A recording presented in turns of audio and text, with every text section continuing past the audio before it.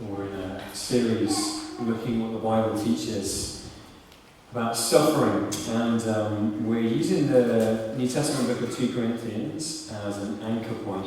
We're not going through the whole of the book, but we are using it as a kind of a reference point.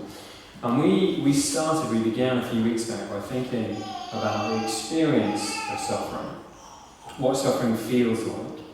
And then we moved on to ask, what's the purpose of suffering? What can it do? And what we began to see is that the Bible teaches, when I was teaching about suffering, is nuanced, it's complex, it's not simple. Because suffering is always tragic, but it is not without purpose. That there are ways that God is able to use suffering, things that God is able to do through our times of suffering. That suffering can achieve things in your life and in the lives of others. In fact, there are things in your life that only suffering can produce.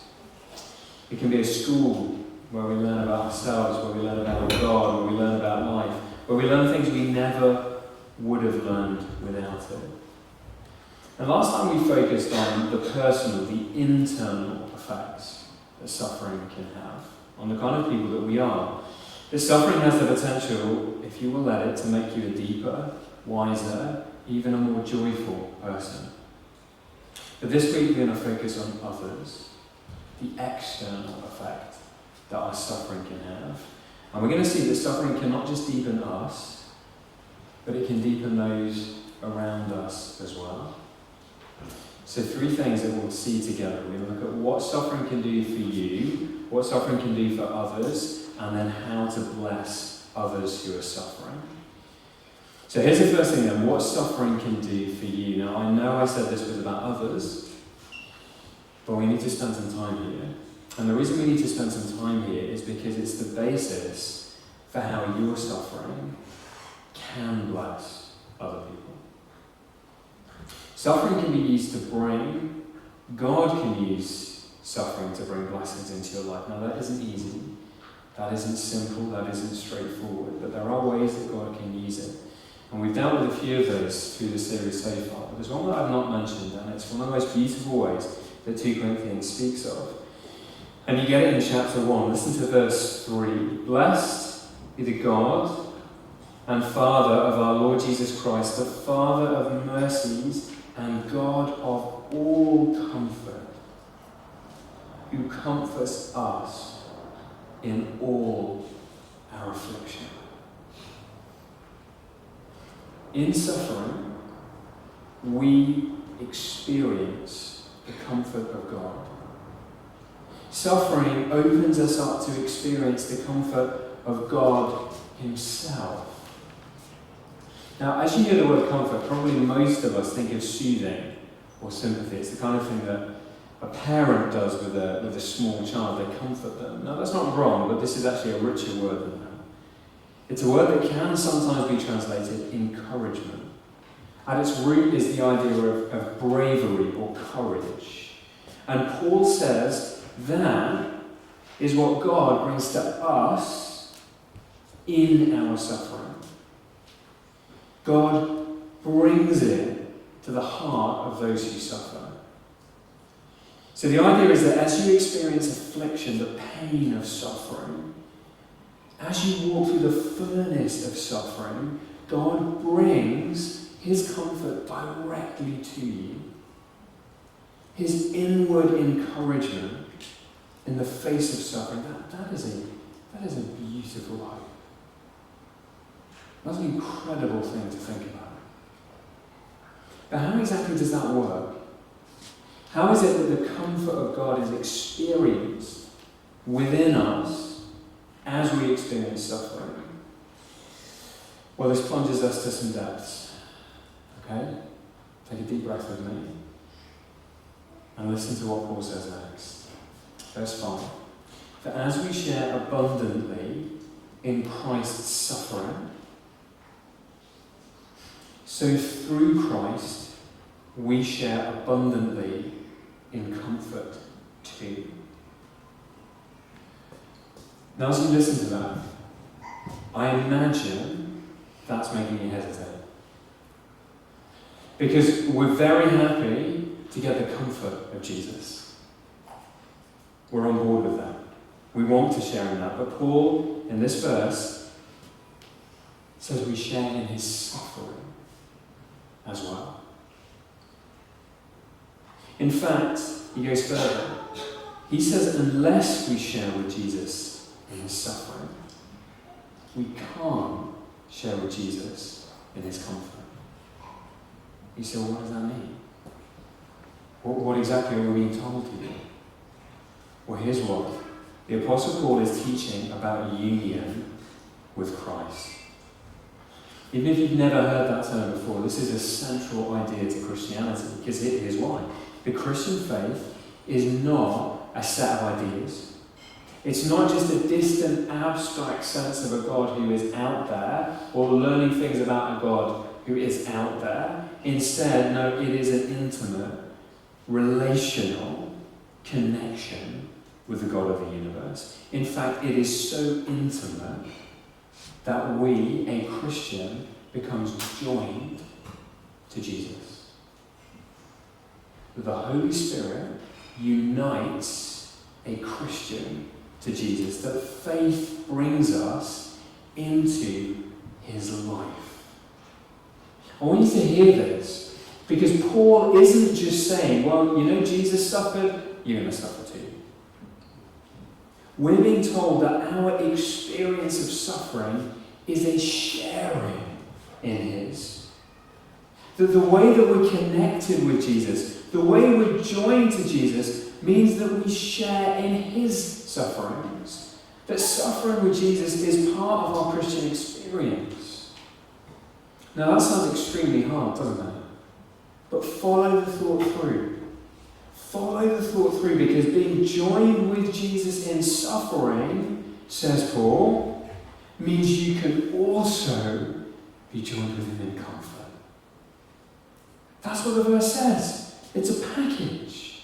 We are so completely united to Jesus that everything he is becomes ours. Think about that. Think about what Jesus' suffering did for us. There's this astonishing section in the Old Testament, in the prophecy of Isaiah, which speaks about what Jesus would do. Isaiah chapter 53 and verse 3. This is what it says. It summarizes what Jesus' suffering has done. Jesus was despised and rejected by men, a man of sorrows and acquainted with grief. And as one from whom men hide their faces, he was despised and we esteemed him not. Surely he has borne our griefs and carried our sorrows. Yet we esteemed him stricken, smitten by God and afflicted, but he was wounded for our transgressions. He was crushed for our iniquities. Upon him was the chastisement that brought us peace, and by his stripes we are healed. Do you hear that? Jesus was a man of suffering. Jesus was familiar with pain. But through his suffering, Jesus bears my suffering. His wounds heal me. His poverty enriches me. His brokenness mends me. His suffering exalts me. Christ suffered for the good of us. And now the Spirit unites us deeply to Jesus in that suffering. Now when you take that into your heart, when that begins to sink down, there are so many ways it begins to bring comfort in suffering, in your suffering. Just one. It means I can now suffer without guilt. Here's what I mean by that. We often feel like we shouldn't be struggling when we suffer. Or certainly that it's wrong to cry out and to struggle. But what did Jesus, the one to whom we're united with in his suffering, do as he suffered? In his most intense suffering on the cross, he cried out. Do you remember? In lostness, in abandonment, in absolute pain, my God, why have you forsaken me? And when our suffering feels the same, which it can do, when we feel bewildered and bereft, when we feel like we have nothing to give and hope has gone, we cry out, my God, where are you? And you know, as we do that, we're united to a suffering Jesus. We can cry out as he cried out.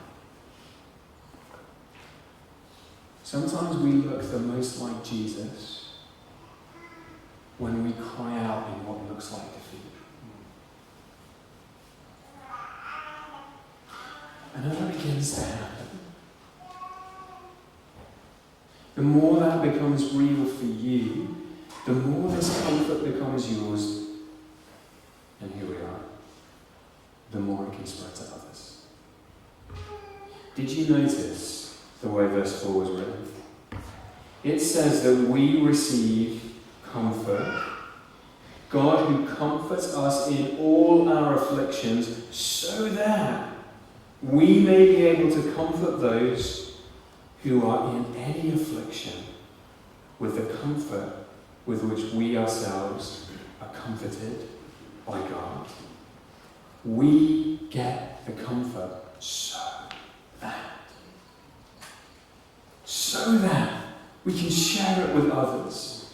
We share the comfort we get from God with others as they suffer. What is revealed inwardly to us gets to be shared outwardly to others. That's always the way the gospel works. Blessings received are to be shared.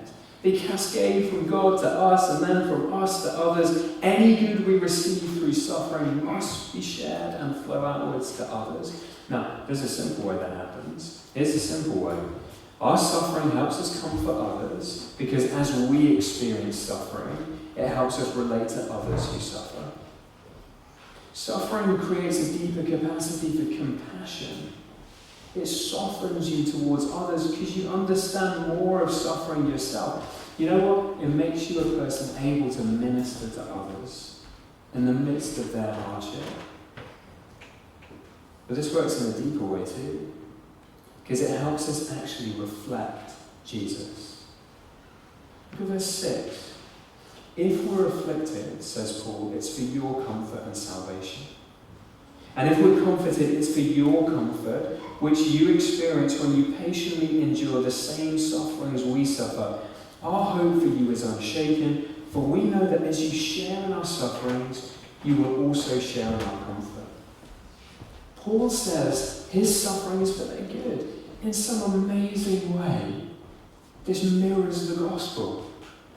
Just as we're being told we participate in the sufferings of Jesus and so experience his comfort, now Paul says to these other Christians, you share in my suffering, and now you get to share in the comfort with which God has given me. The actual comfort of God is what we share with one another. Did you hear that? It is the actual comfort that we receive from God, that we are able to share with other people. And the more you're rooted in that, the more you experience that comfort in your own suffering, the more you can share it. And look, I know this is deep. I know this is also a truth that we very often don't hear. It can be hard to wrap your head around. Time I've got left, I'm going to flesh this out for us. Let me paint what this looks like for our suffering to bless others, the way it can comfort others, what our suffering can do for other people. There are a number of things through 2 Corinthians that Paul says about what suffering can do for other people. Let me just pull out a few here. Here's the first one. Your suffering can show other people the sufficiency of God. Listen to chapter 3 and verse 4. Such is the confidence that we have through Christ towards God. Not that we're sufficient in ourselves to claim anything is coming from us, but our sufficiency is from God, who made us competent to be ministers of the new covenant. Now, you may remember, you may not, but one of the reasons that Paul is writing this letter is to a church who'd begun to be attracted to a different kind of Christian leadership. They were questioning whether Paul had the right qualifications. They were being attracted to a kind of leader who was successful, who was bold, who was prominent, who looked very impressive. And they were saying to Paul, you just don't seem like you fit the bill. And the whole way through the temptation must have been for the Apostle Paul to say, well, I could play the game. I could show you. I've got a pretty good CV as it goes. I could show you all of this. I could show you my greatness. I could show you my sufficiency. But here's what he says. It's the opposite. It's the opposite. In fact, he says one of the qualifications of his leadership is that he isn't sufficient. He says it's my insufficiency that qualifies me for this thing. It is because I know I am a jar of clay and not some kind of man of steel that I can even be a leader. Why? Because it's only that way around that God gets the glory. It is only that way around. The other way around is about us. See, as suffering reveals our limits and insufficiency, others can see God's limitlessness and sufficiency. Our powerlessness is exposed, and as a result, God's power can be revealed. Our suffering can show the power and sufficiency of Jesus to others, which is of enormous comfort and blessing to them. It means people don't look on us in our suffering and say, whoa, you are so impressive. The way you handle this, you're amazing. Instead, here's the aim. They look on us and say, God is so gracious. And I can see him at work in this. But can I get really uncomfortable for some of you? You have to let your suffering do that. And for some of you, this starts by allowing others to know your suffering, which for some of us is the hardest thing. We don't want to show a crack in the armour. We don't want anyone else to think that we feel the bumps in the road. Or very simply, we just don't like to make a fuss. In love, that isn't a properly Christian response.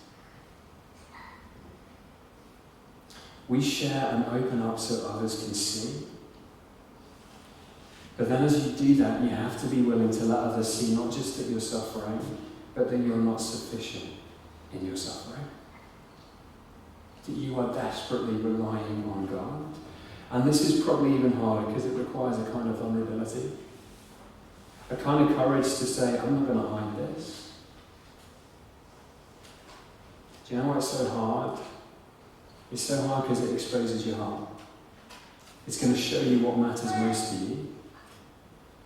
Is it that other people see your brilliance and your glory, or God's brilliance and his glory? That's really what Paul says in these verses. Are you going to try and show others that you're sufficient, that you're enough for any trial and test in life, which is really a kind of pride? Or will this be a way to show others the power, the sufficiency, the glory, ultimately the goodness of God? Only that way will your suffering be a blessing to others. Which leads to the second thing. Your suffering can show the character of God to others. Your suffering has the power to build someone else's faith, hope, and trust in God. Did you know that? Because in your suffering, you are demonstrating to them the firmness and goodness of a God who is to be trusted. That he really is the God of all comfort. Think about this because you know what I'm talking about. As you see someone else trusting God in a time of suffering, it stirs you, doesn't it? Doesn't it? Don't you find it encouraging you and stirring your faith as you see them trust? Why? Why does it do that? Because it reminds you.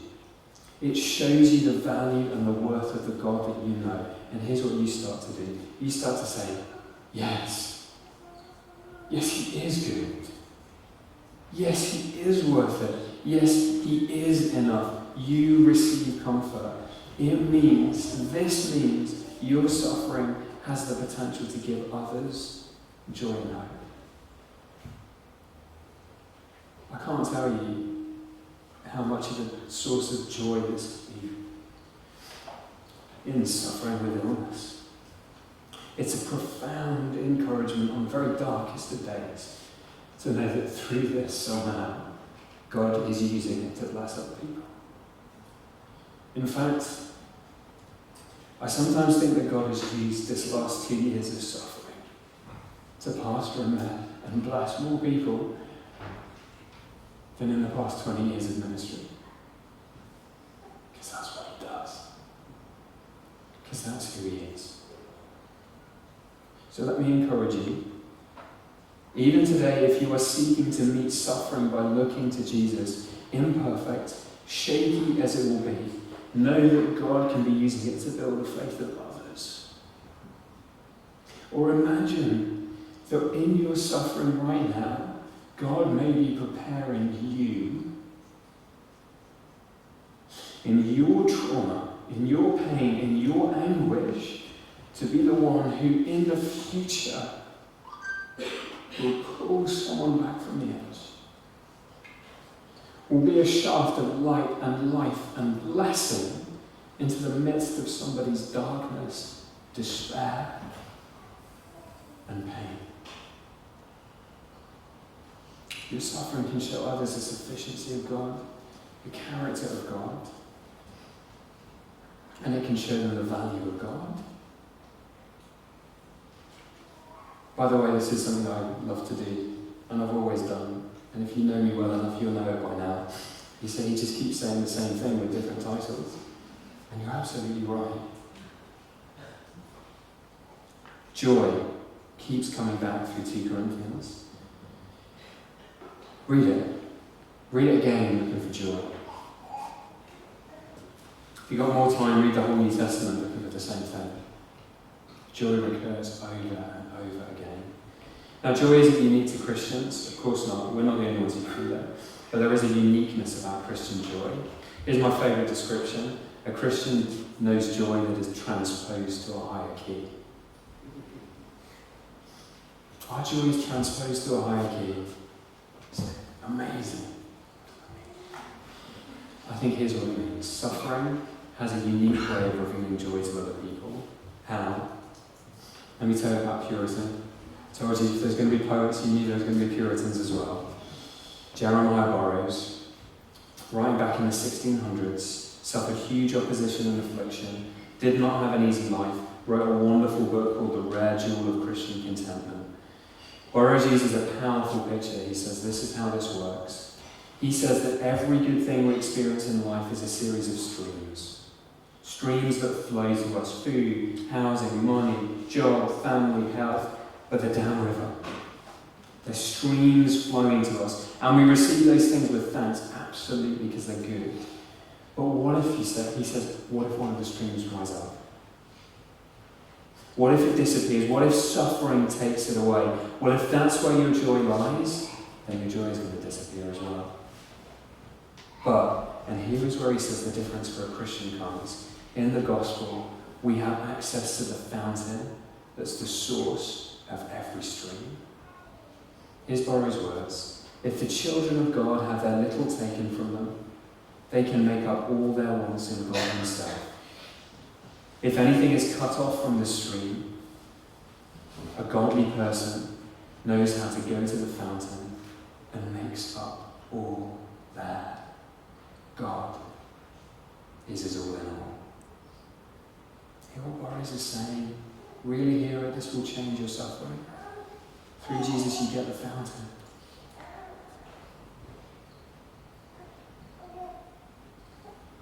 So everything else can dry up. Every other stream can turn to rock, and you still have the source.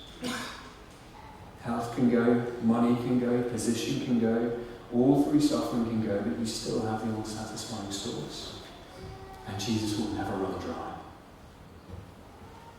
Now, why is that so powerful for others to see? Why can that affect other people so much? Here is why. Because when you have everything else in life that people normally look to for happiness, when you have every marker of satisfaction that everyone else has, no one is surprised when you're joyful. When you're strong and healthy, when you're not suffering, it is easy to be happy. But what if you start to lose those things? What if you lose those markers in your suffering, but even as that happens, you still have an internal source of joy? When all of the reasons the world looks to disappear, but you still speak of God's goodness, that you show a joy to the world even when none of those things are present in your life. An inexpressible joy even in the teeth of suffering. You know what that has? It has a power of a different sort altogether. It's actually when our joy is inexplicable, when it doesn't make sense. When somebody says, you should be so miserable, but you're not. That people are willing to listen to what we have to say. Joy in the face of suffering brings credibility to our message because it shows the supreme value of God himself. Do you know one of the most powerful ways you will ever evangelize? Suffer well. Here's what Burroughs says.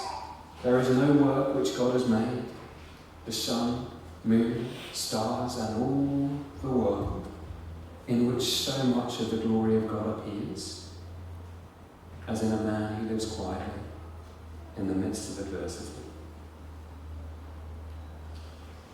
My time is up, virtually. I'm saying your suffering can bless others. But what if you find that you're not currently suffering, but you're really close to those who are? How can we serve? How can we help? How can we bless others who are suffering? Let me give you a bullet point on 3 practical ways that 2 Corinthians showed us. I promise this won't be long. Here's the first thing you can do to help others who are suffering around you. You pray. Chapter 1, verse 11. Here's what Paul says after expressing a time of deep suffering, deep affliction. He says, you also must help us by prayer, so that many will give thanks on our behalf for the blessing granted us through the prayers of many. This is so powerful. We get to pray to the God of all comfort. We speak to the God of all comfort, that he would bring his comfort to those who are suffering. We get to bring others to God in prayer. Here's my experience. Others pray for me in a way that I struggle to in my own suffering. Their faith for me in prayer for my illness is so often greater than my own. I know there are people persevering for me in prayer in areas where I have given up. And there are also days where I feel supernaturally sustained, where there is no explanation for what I feel, there is no explanation for my sense of hope, and then someone messages saying, you've been on my heart, and I've been praying for you today. Of course. Don't you dare ever say, well, all I can do is pray for you. Never believe that prayer counts for so little. Pray. Here's the second bullet point. Proclaim. Proclaim. We get to speak the truth and hope of the gospel to those who are suffering. 2 Corinthians is really a long example of this. It's what Paul has been doing in chapter 1 as he tells them their union to Jesus. We need to speak the truth of the gospel to one another as we suffer. Of course that needs wisdom. Of course that needs discernment. But my experience of living with long-term illness is that people are hesitant. People have pulled back from sharing with me the hope and truth of Jesus, and that's often with the best of intentions. With a fear of saying the wrong thing or being clumsy, I just don't quite know how to broach the subject. People have held back, but listen, I struggle so much to live in light of the beauty and the truth of the gospel. Especially when my body is sick and broken, so I need to hear truth from those around me. Just those around me all the time. I think I've said this to you before, but if people said the wrong thing, yeah, all the time. Have I said the wrong thing? Yes, all too often. But here's where I've got to. I welcome every well-meaning, clumsy comment that gets me even just an inch closer to the truth that I so desperately need to hear. And by the way, this includes what we do here on a Sunday. We hear truth from one another. in our gatherings. During my darkest moments of suffering, when I've literally crawled out to a Sunday gathering, when it's taken everything I've got just to get here, to hear the family of faith sing truth, to hear them speak liturgy, to hear the words of the gospel, to let your words wash over me, has had a power and a grace I struggle to even put into words. Pray, proclaim. Here's the last thing. Presence. I don't mean presence. Look how it's spelled. It's important. Although there is a link. Paul keeps saying he wants to visit them. It's one of the themes for his writing. He knows there's something about being present because we can help those who are suffering by the simple action of just being with them. Just being with them. I know that sounds almost too simple, but it is so true. It's how we weep with those who weep. It's how we bear one another's burdens. In fact, it's how we do so much of our Christian life together. You know what? Prayer and proclamation are massive. Pleading with God for someone in the darkness of their suffering, carefully, lovingly pointing them to the truth of Jesus, but let me just super theological. So is dropping off a lasagna, baking some cookies, dropping around some flowers, sending a text, saying, I'll look after the kids because I know you're really struggling right now. I wasn't actually joking when I said that's super theological, because it's a reflection of Jesus himself. The Jesus who didn't shout from the sidelines. The Jesus who took on flesh. The Jesus who came to be present on earth, present in a frail human body like ours, and now, by his Spirit, the Jesus who is present in each and every Christian, who unites himself to us. He comes close to us with his suffering, so we can come close to each other through ours. Let me pray.